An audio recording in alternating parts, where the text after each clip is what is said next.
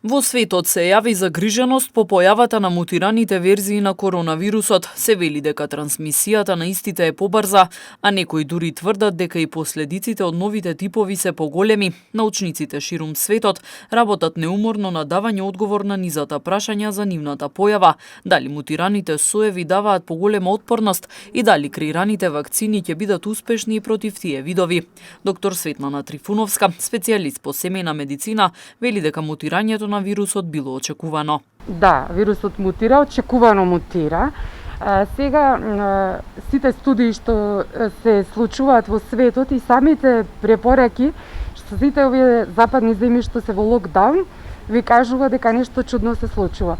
4 од тие мутирани соеви ги загрижуваат научниците во смисла да се очекува поголема вирулентност, односно клиничката слика да е влошена. Уште нема сознание како ќе реагираат овие вирулентни соеви на вакцините што се присутни секаде во светот.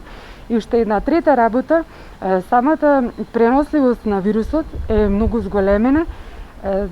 Сите научници работат на ова ниво да видат точно што се случува, нема доволно информации, али се гледа дека мутираните соеви даваат отпорност и имаат некои специфични нови својства кои што не се до толку очекувани. Односно, заради тие некои нови сознанија, целиот свет ви се затвара. Дали постоечките заштитни мерки се доволни за борба и со новите соеви на вирусот?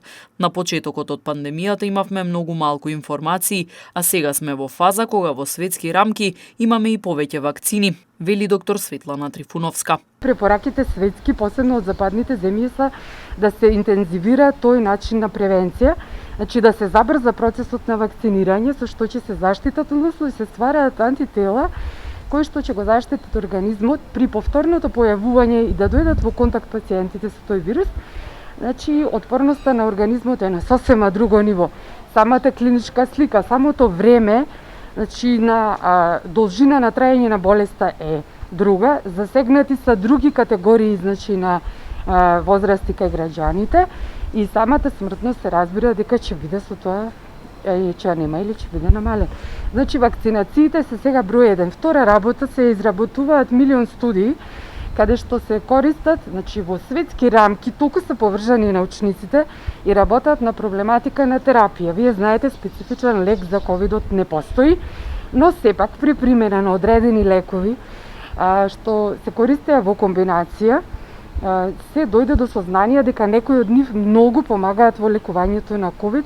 Лекарите уште еднаш апелираат граѓаните да не се опуштаат и строго да се придржуваат до мерките за заштита.